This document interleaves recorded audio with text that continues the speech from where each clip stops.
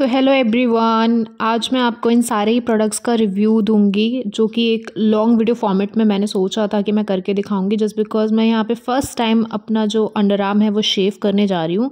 And इसके अलावा मैंने इसमें अपने हैंड एंड लेग्स की वैक्सिंग भी की है एंड अपना फेस भी शेव किया है। तो ये जो सारे ही प्रोडक्ट्स मैं यूज़ कर रही हूँ मैंने स्मिटन से कलेक्ट किए थे, एज यू कैन से कि ट्राई किए थे, जो कि आप लोग जानते हो, मेरा हॉल देखते हो। तो यहाँ पे मैं आपको यहाँ पे दिखा रही हूँ कि कैसे आप अपने जो अंडर आर्म्स हैं अगर फर्स्ट टाइम शेव कर रहे हो तो कितनी ईजिली आप शेव कर सकते हो। यहाँ पे मैंने एक गंदा कपड़ा ले लिया है, आप कुछ भी ले सकते हो जो भी आपके अकॉर्डिंग आपको ठीक लगे।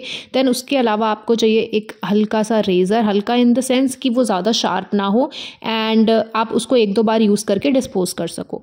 ये मैंने बॉम्बे शेविंग कंपनी का रेज़र लिया है एंड अपने जो अंडर आर्म पे मैंने सबसे पहले कोई भी एलोवेरा जेल वगैरह आप यूज़ कर सकते हो, वो मैंने लगाया एंड देन जस्ट नॉर्मली शेव किया है।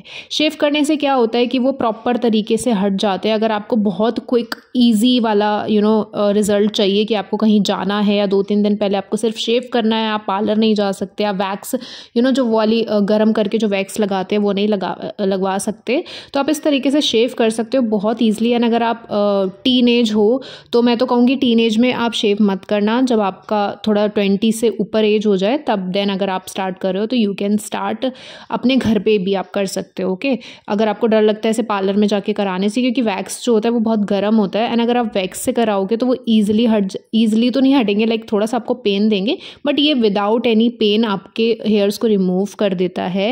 एंड इसके अलावा आप अगर वैक्स से करते हो तो उसका एक बेनिफिट ये है कि जल्दी आपके जो हेयर्स हैं वो ग्रो नहीं होते, क्योंकि वो क्यूटिकल से निकलते हैं, मतलब डायरेक्ट आपका बिल्कुल जड़ से निकल जाते हैं, तो उन्हें जो है ग्रो होने में थोड़ा टाइम लगता है। बट अगर आप शेव कर रहे हो तो आपके हेयर्स जो हैं वो आ जाएंगे, लाइक 1-2 हफ्ते में मेरे तो थोड़े थोड़े निकलने भी स्टार्ट हो गए थे। तो इस तरीके से आप चाहो तो घर पे शेव कर सकते हो, बहुत ईजी टू यूज़ है ये सारे प्रोडक्ट्स। एंड इसके बाद आप अपने अंडर आर्म्स में ये डव एंड रेक्सोना का दोनों का मेरे पास ये अंडर आर्म डिओड्रेंट है या रोल ऑन आप कह सकते हो, यहाँ पे मैं यूज़ कर रही हूँ। ओके, एंड इस तरीके से आपको जस्ट इसको हल्का सा रब करना है, स्लाइड करना है एंड देन उसके अलावा इसको आप अपनी फिंगर की हेल्प से अब्जॉर्व कर सकते हो, सो दैट कि आपके अंडर आर्म से बहुत अच्छी स्मेल आएगी, कोई भी बॉडी ओडर नहीं होगा एंड बहुत ईजिली जो है आपके अंडर आर्म्स क्लीन हो जाएंगे। आफ्टर रिजल्ट अगर मैं आपको बताऊं कि मुझे क्या इरिटेशन हुई, इचिंग हुई या फिर मेरे अंडर आर्म्स जो हैं ब्लैक हो गए, ऐसा कुछ भी नहीं हुआ मेरे साथ। तो इसके अलावा ब्लैक अंडर आर्म्स हैं तो उसकी रेमेडीज़ में मैं आपके साथ शेयर कर सकती हूँ, बट आप देख सकते हो कि यहाँ पे कितना इफेक्टिवली वर्क किया है, मतलब ईजी गोइंग है अगर आपको जल्दी का रिजल्ट चाहिए तो। इसके अलावा you can use this under arm PAT cream जिसे हम कहते हैं या पैट बाम कहते हैं। तो ये मैंने हवाइन रुम्बा वेरिएंट में प्लम बॉडी 11 की पैट क्रीम ट्राई की थी, तो इसको मैं अच्छे से अपने लगा रही हूँ। आप अपने नेक पे भी अप्लाई कर सकते हो एंड आप अंडर आर्म्स में भी लगा सकते हो और इसे आप कहीं पे भी कैरी कर सकते हो क्योंकि बहुत छोटा साइज़ है।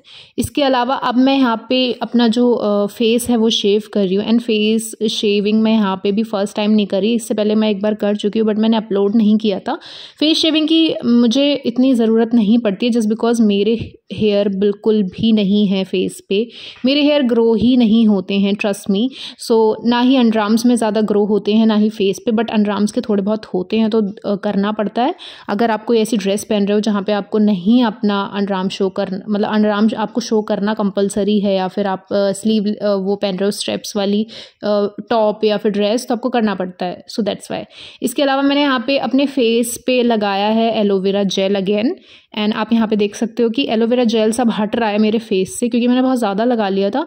And as you guess as I told you कि मेरे इतना ज़्यादा हेयर ग्रोथ नहीं है, बट जहाँ जहाँ होती है ना आपके ईयर्स के पास एंड आपके चिन पे, थोड़ा आपका ये जो नोज़ के नीचे होता है एरिया, आपके लिप्स के ऊपर एंड नोज़ के बिटवीन होता है, वहाँ पे भी थोड़ा बहुत जो ग्रोथ होता है वो मैं निकाल के इरेज कर लेती हूँ, सो दैट कि मेकअप जो है वो इजी हो जाए, ब्लेंडेबिलिटी आसान हो जाए फाउंडेशन लगाने की, या फिर आप अगर कोई फंक्शन अटेंड करने जा रहे हो तो इस तरीके से आप अपने फेस को शेव कर सकते हो। ओके, बहुत ईजी हैंड से करना है, बहुत normal and just cool and काम तरीके से करना है। बिल्कुल भी ऐसा नहीं है कि कट लगेगा, बट हाँ कट एक तरीके से लग सकता है अगर आप बहुत ज़्यादा हेजिटेट हो रहे हो, बहुत ज़्यादा डर रहे हो, आपके हैंड्स जो हैं शेक कर रहे हैं, या फिर आप सोच रहे हो कि कहीं कट ना लग जाए, तो फिर ऐसे सोचोगे तो फिर नेगेटिव ही होगा। एंड इसके अलावा जो आप शेव रेज़र जो यूज़ करें वो देख लेना कि बहुत ही जेंटल हो, लाइक ज़्यादा शार्प ना हो, एंड उसका जो कोना होता है ना साइड का निकला हुआ वो इतना शार्प ना हो, क्योंकि उससे कई बार होता है कि कट जाता है, कट लग जाता है।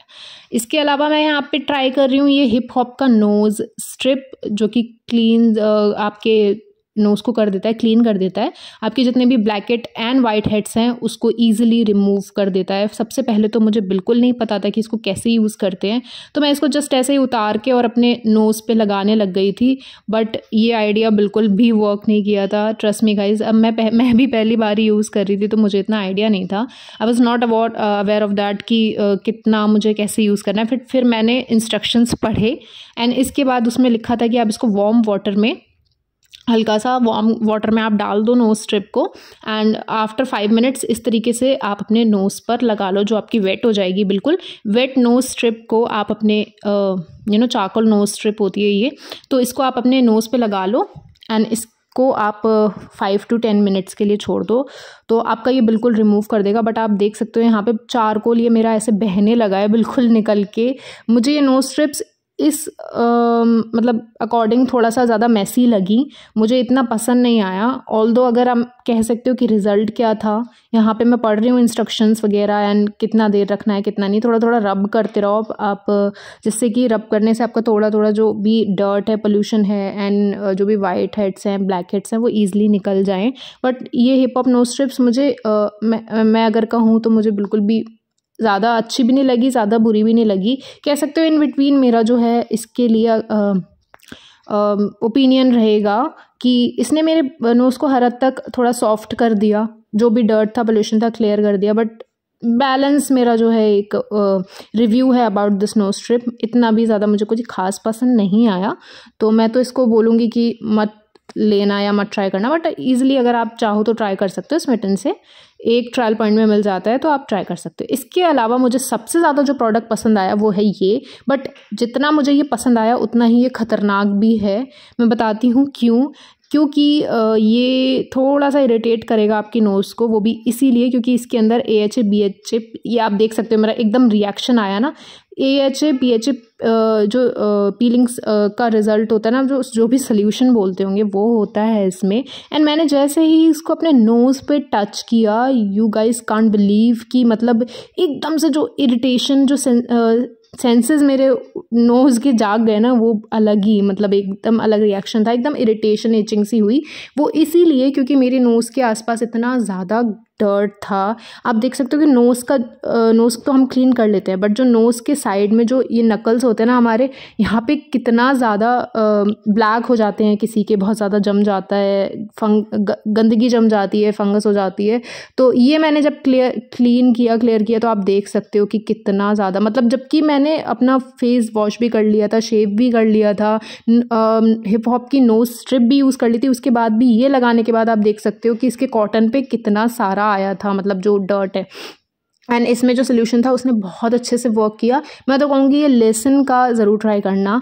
इसके बाद मैं यहाँ पे अपने लेग्स को एंड बॉडी को वैक्स करने के लिए, लाइक जो हेयर्स हैं उनको निकालने के लिए, नॉट पूरी body, it just all about my legs and hands, उसका जो हेयर है मैं रिमूव करने के लिए यूज़ कर रही हूँ दिस मेंस कंपनी का भी ट्राई किया है मैंने, वैक्स स्ट्रिप्स, एंड इसके अलावा मास्किंग का भी। तो यहाँ पे आपको आराम से मैं बैठ के ऐसे दिखा रही हूँ ताकि आप इजीली देख सको। इस तरीके से आपको दोनों वैक्स स्ट्रिप्स को अलग करना है एंड अपने पैर पे लगा लेना है, एंड अच्छे से उसको बिल्कुल प्रेस करके, ताकि वो आपके पैर पे एकदम स्टिक हो जाए, फिट हो जाए।